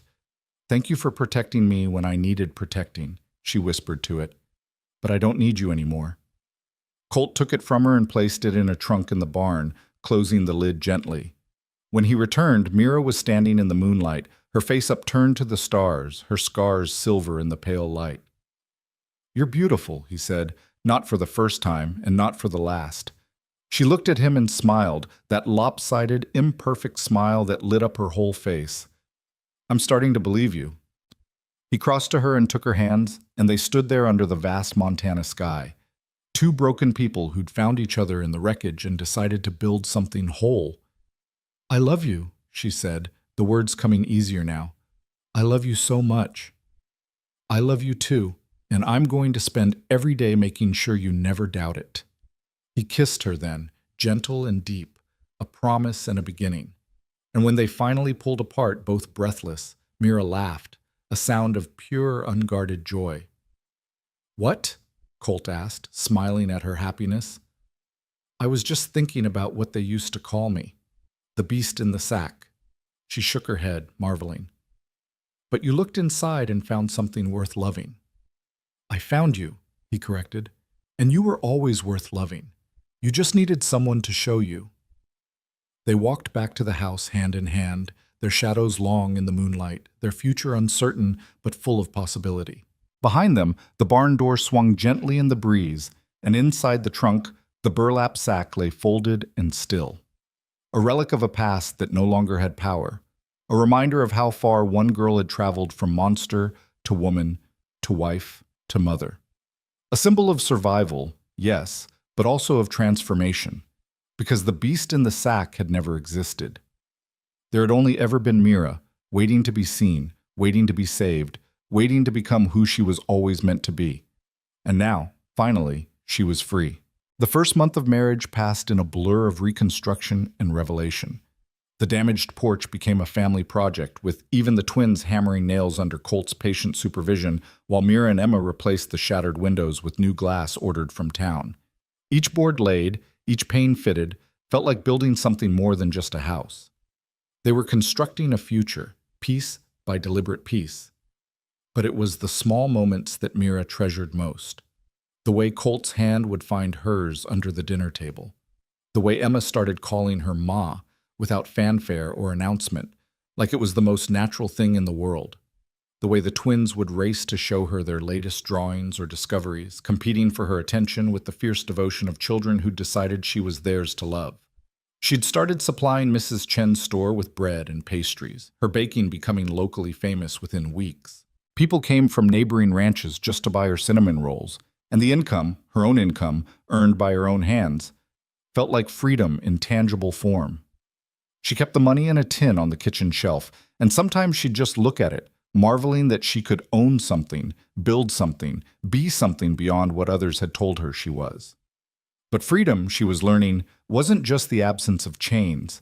It was the courage to exist fully in a world that had tried to erase you. 6 weeks after the wedding, as autumn began painting the mountains in shades of amber and rust, Mira stood in front of the mirror in her bedroom, their bedroom, hers and Colt's, and really looked at herself. Not quick glances or averted eyes, but a long, honest assessment of the woman staring back. Half her face was conventionally beautiful, the kind of features that might have made her sought after in another life. The other half bore the marks of fire and time, the scarring that had defined her existence for 16 years. But looking now, she didn't see a monster. She saw survival. She saw strength. She saw a woman who'd walked through hell and emerged still capable of love. "You're doing it again," Colt said from the doorway, his voice warm with affection. She smiled at his reflection. "Doing what?" "Looking at yourself like you're trying to solve a puzzle." "Maybe I am. I spent so long not looking that I'm still not sure what I'm seeing." He crossed the room and stood behind her, his hands settling on her shoulders, both of them reflected in the mirror. "You want to know what I see? Tell me." "I see the woman who taught my daughter that strength comes in quiet forms. I see the mother who checks on the boys 3 times a night to make sure they're breathing. I see the wife who laughs at my terrible jokes and doesn't complain when I track mud through her clean kitchen." His eyes met hers in the glass. "I see the bravest person I've ever known." She leaned back against his chest, letting his solidity anchor her. "Sometimes I still can't believe this is real, that I'm here, that I'm yours, that I'm allowed to be happy." "You're allowed everything, Mira. Joy, peace, love, all of it. And you're going to keep being allowed it for the next 50 years, God willing." She turned in his arms and kissed him, soft and grateful, then pulled back with a small smile. "Emma wants to go into town today. Something about fabric for new dresses. Says I need more than 3 outfits if I'm going to be a proper ranch wife." Emma's probably right. That girl inherited her mother's sense of these things. He paused. "You comfortable going into town now, after last time?" The last time had been 2 weeks ago, when Mira had accompanied Emma to the general store and been met with a mixture of reactions. Some people had stared, others had whispered, but Mrs. Chen had greeted her warmly, and several women had complimented her baking, and slowly, so slowly, Mira had begun to understand that not everyone saw her as a monster. "I think so," she said now. "I can't hide here forever, as much as I might want to sometimes." "You're not hiding, you're living. There's a difference." He kissed her forehead. "But I'll come with you today. Safety in numbers and all that." They set out mid-morning, the whole family packed into the wagon. The boys were excited about candy from the general store. Emma had her fabric list, and Mira clutched Colt's hand tighter than strictly necessary as Dry Creek came into view. The town looked different in the bright autumn sunlight. Less menacing, more ordinary. Just a collection of buildings where people lived and worked and went about their daily business. Still, Mira's heart hammered as they rolled down the main street. But something was different this time. As they passed, people nodded. A few even waved. Old Mr. Peterson, who owned the livery, called out a greeting to Colt and tipped his hat to Mira. The change was subtle but unmistakable. "Word spreads fast in small towns," Colt murmured as he helped her down from the wagon. "People know you stood up to your parents, know you're making good at the ranch, know you're not the broken thing they thought you were." "Or they're just scared of you," Mira whispered back. "That too. But mostly the first thing." Inside Mrs. Chen's store, they were greeted like old friends. The shopkeeper immediately pulled Emma toward the fabric section, chattering about new patterns that had just arrived. The twins made a beeline for the candy jars, and Mira found herself face to face with 3 women she didn't recognize. "Mrs. Maddox," the eldest said, extending her hand. "I'm Dorothy Hartford. This is my daughter Anne and my niece Sarah. We wanted to thank you." Mira shook her hand cautiously. "Thank me? For what?" "For your bread. My husband hasn't stopped talking about those dinner rolls since I brought some home last week. Says they're the best he's had since his mother passed 20 years ago." Dorothy smiled warmly. "But also for being brave enough to show your face. My Sarah here has a birthmark across half her neck, and she's been hiding it under high collars her whole life. Since you started coming to town, she's been wearing it visible. Says if Mrs. Maddox can be brave, so can she.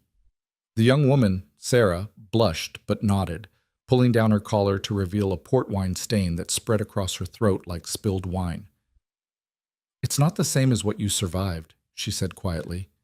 But people have always stared, always made me feel like I should hide. Seeing you walk around with your head high, it helped. Mira felt tears prick her eyes. I don't feel brave most days.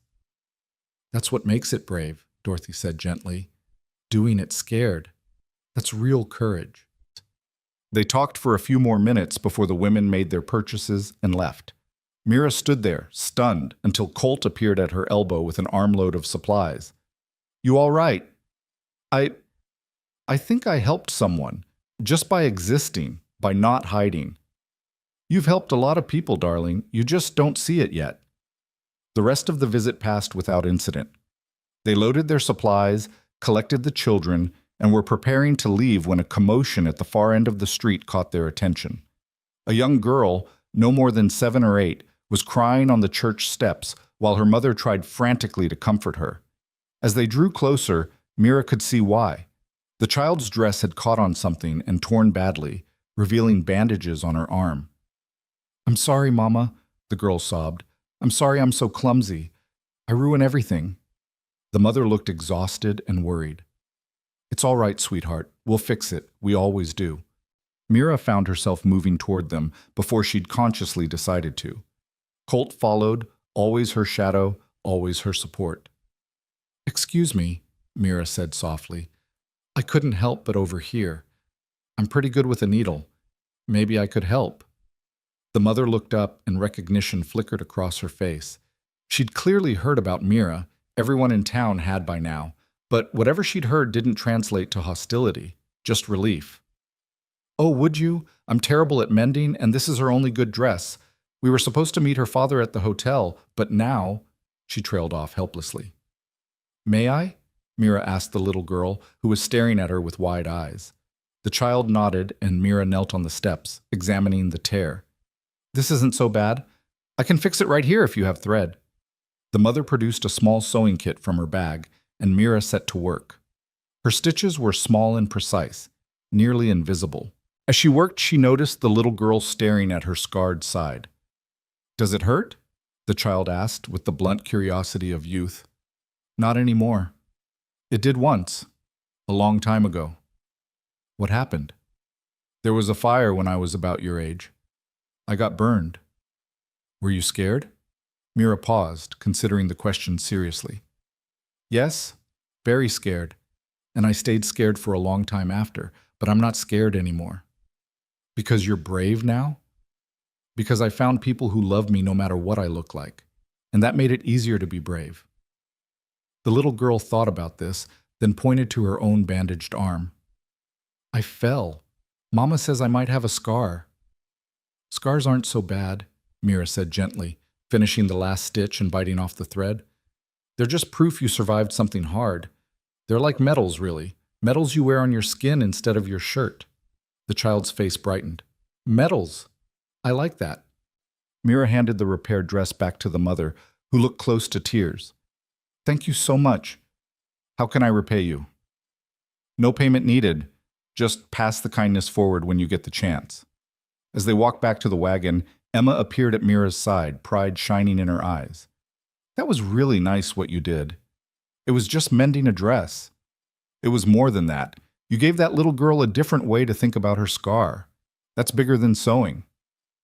Later, as they drove home through the golden afternoon, Mira leaned against Colt's shoulder and watched the landscape roll by. The mountains stood eternal against the sky, the grass rippled like water in the breeze, and somewhere a hawk circled on thermal currents, hunting with patient grace. I think I'm starting to understand something, she said quietly. What's that? Why you saved me. I used to think it was impulse or charity, but it's bigger than that. You saved me because that's what people are supposed to do for each other. See each other, help each other, refuse to look away when someone's suffering. Colt's arm tightened around her. Took you long enough to figure that out. I'm a slow learner sometimes. You're exactly the learner you need to be. The weeks continued to unspool, each one bringing small triumphs and minor setbacks, all of them navigated together. Mira's baking business grew until she was supplying 3 stores in neighboring towns. Emma bloomed under having a mother again, her grief over Sarah's death finally easing as she learned that love doesn't replace love. It expands to include it. The twins grew like weeds, their drawings now covering most of the barn's exterior, a riot of color and imagination that made visitors smile. And Colt watched his wife become more herself every day, watched her confidence grow, watched her laugh more, and flinch less. Watched her become the woman she'd always been underneath the fear.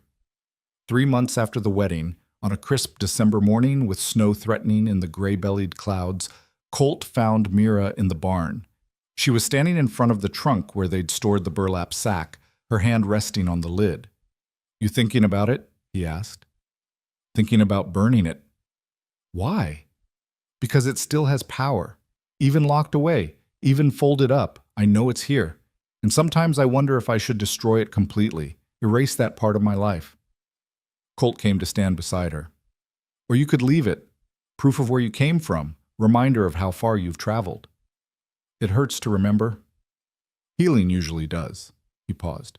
"But it's your choice. It always has been. If you need to burn it to move forward, then we'll burn it together."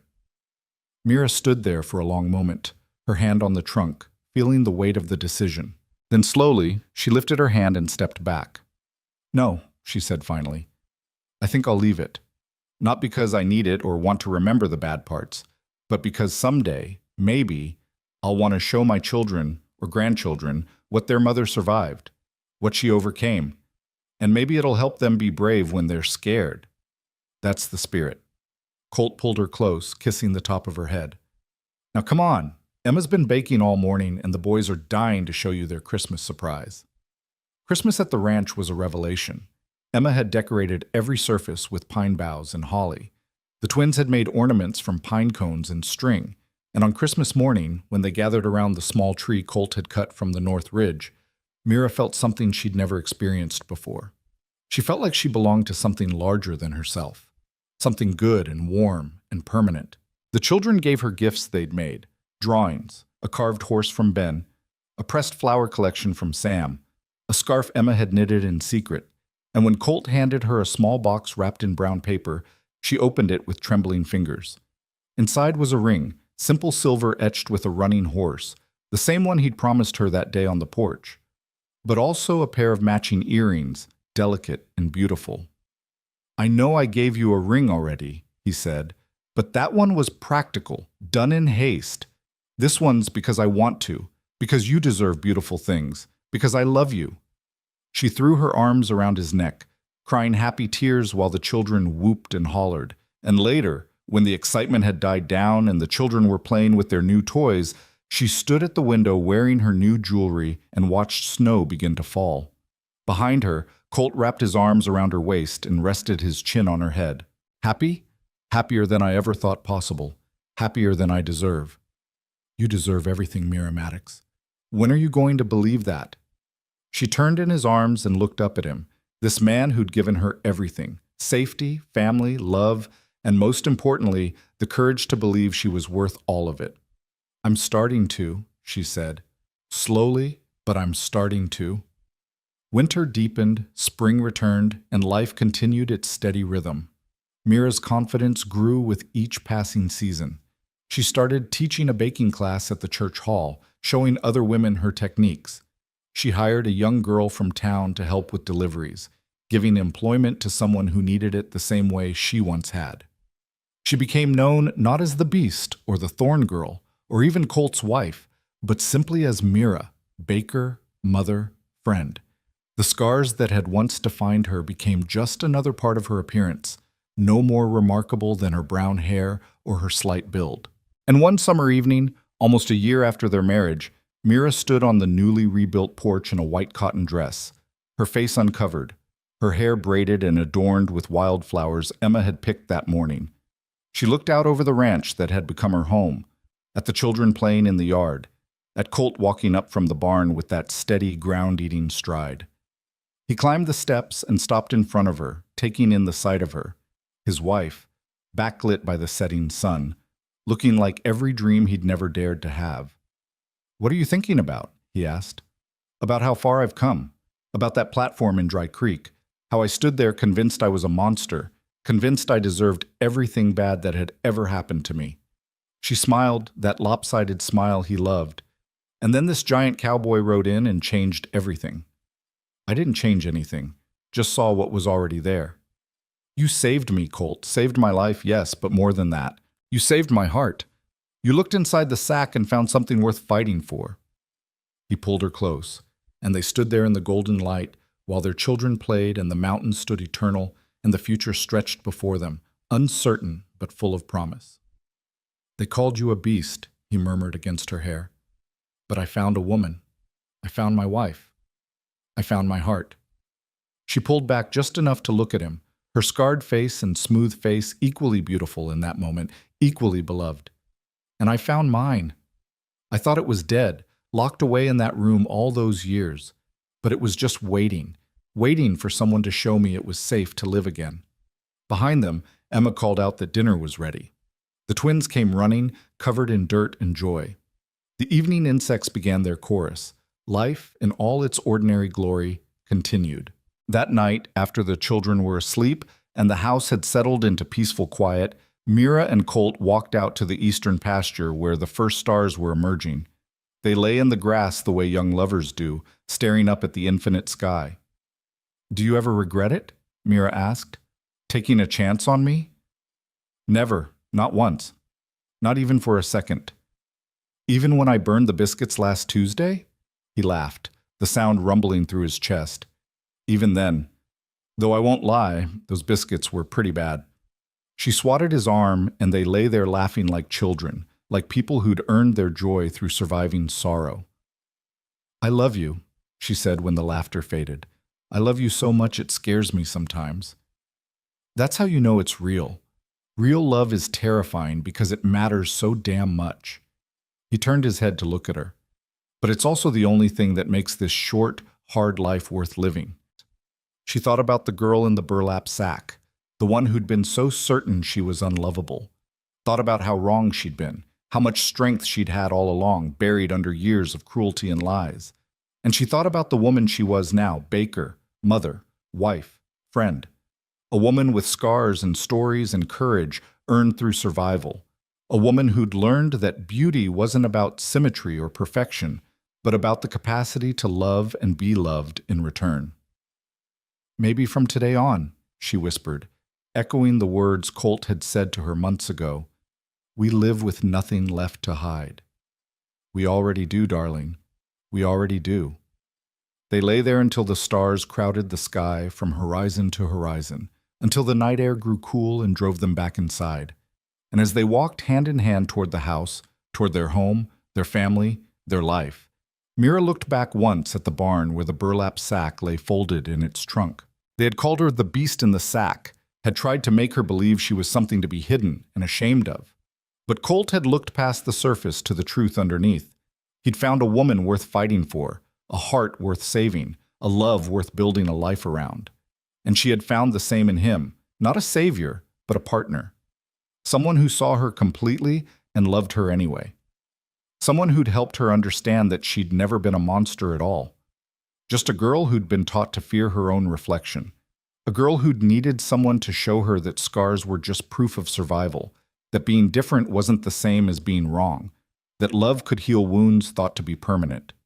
Inside the house, Emma had left a lamp burning in the window, a beacon, a welcome, a promise that this was home. Mira squeezed Colt's hand and he squeezed back, and together they crossed the threshold into the life they'd built. A life without hiding, without shame, without fear. A life where a girl once called a beast had learned to be beautifully, perfectly human. And that, Mira thought, as Colt closed the door behind them and pulled her into his arms, was the greatest miracle of all. Not that she'd been saved from the platform, not that she'd married well, or found safety, or even learned to live without the hood. The miracle was simpler and more profound than all of that. The miracle was that she'd learned to believe she deserved saving, that her scars didn't define her worth, that she was, and always had been, enough. The beast in the sack was gone, laid to rest in a trunk in a barn, a relic of a past that held no more power. In its place stood Mira Maddox, scarred and strong, broken and healed, lost and found, and finally, impossibly, free.